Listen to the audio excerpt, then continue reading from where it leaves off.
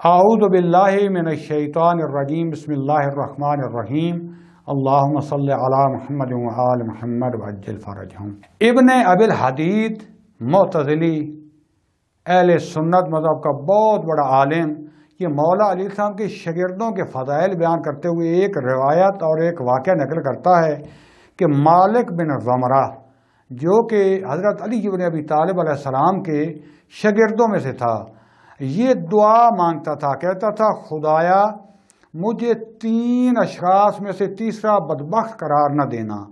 آگے سے جو ہے اللہم لا تجعل نشکیل ناشک ثلاثہ، مجھے ان 3 میں سے شقی قرار نہ دینا، یعنی وہ 2 اور ہیں، تیسرا میں ہوں۔ ایسا نہ ہو کہ وہ مقام شہادت پہ آ جائیں، اعلیٰ مقام پر چلے جائیں اور میں پیچھے نہ رہ جاؤں۔ تو لوگ اس سے پوچھتے تھے تو وہ پھر لوگوں کو بتاتا تھا کہ ایک وہ ہے جس کو بلندی سے زمین پر پھینکا جائے گا، اور ابن ابی الحدید معتزلی لکھتا ہے کہ وہ بعد میں ثابت ہو کہ ہانی بن عروہ ہے، ہانی بن عروہ جس نے حضرت مسلم کو شکایت دی، پناہ دی تھی، جبکہ حقیقت یہ ہے کہ وہ جناب مسلم بن عقیل تھے، کیونکہ وہ بھی مولا علی السلام کے شاگردوں میں سے تھے، اولاد میں سے تھے۔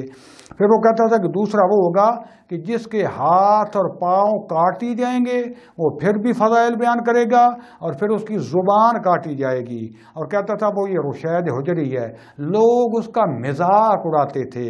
یہ کہنا کیا چاہتا تھا؟ کہتا تھا کہ یہ اس طریقے سے شہادت ہوں گے، اے کاش مجھے بھی وہ شہادت مل لے، لیکن وہ مقام اوپر والا لے گئے، ان کے مقابلے میں شکی رہ گیا، کیونکہ یہ طبی موت مرا تھا۔ یہ رشید ابن حجری کیا تھے؟ ان کا چھوٹا سا قد تھا، مولا کے غلام یعنی صحابی تھے، ہر وقت مولا کے جو ہے رشید حجری، اصل ان کا نام ہے، ہمارے یہاں مشہور ہے رشید حجری کہتے ہیں، اصل میں رشید حجری۔ جب ابن زیاد نے اس کو بلایا، کہا مولا کے خلاف گستاخی کرو، اس نے مولا کے فضائل شروع کر دیے۔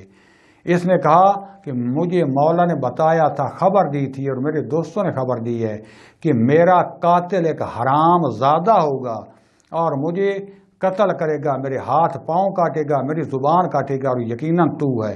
اس کو غصہ آ گیا، یہاں بھی اس نے کہا، کیونکہ پہلے مشہور ہو گیا تھا جناب میثم تمار کے بارے میں، کہا کہ اب میں یہ غلطی نہیں کروں گا۔ اس نے کہا اس کے ہاتھ اور پاؤں کاٹ دو اور اس کی زبان چھوڑ دو تاکہ بلک بلک کے مرے، اور مولا کی پیشگوئی بھی جو ہے اور اس کے شاگردوں کی سچ ثابت نہ ہو۔ اس کے ہاتھ اور پاؤں کاٹ دیے۔ اس کی بیٹی کا قد بلند تھا، اس کا قد چھوٹا تھا۔ اس کی بیٹی آئی، بیچاری رو رہی تھی، کیونکہ باقی مرد تو آتے نہیں تھے، ڈرتے تھے اپنے ذات سے۔ ہاتھوں پر اٹھایا ہوا ہے، روتی ہوئی باپ کو لیتے ہوئے جا رہی ہے، اور باپ سے پوچھتی ہے بابا تمہیں بڑی تکلیف ہو رہی ہوگی۔ اس کے جملے سنو، کہتا ہے میری بیٹی تکلیف محبت علی کی خاطر ہو رہی ہے، لیکن بس اتنی سی، جب انسان ایک بھیڑ میں ازدحام میں پھنس جاتا ہے نا، تو ازدحام میں پھنسنے سے جو تھوڑی سی تکلیف، بس اتنی سی تکلیف ہو رہی ہے، بس جلدی کرو مجھے گھر میں لے جاؤ، میری پٹی کرو اور مولا کے چاہنے والوں کو بلاؤ۔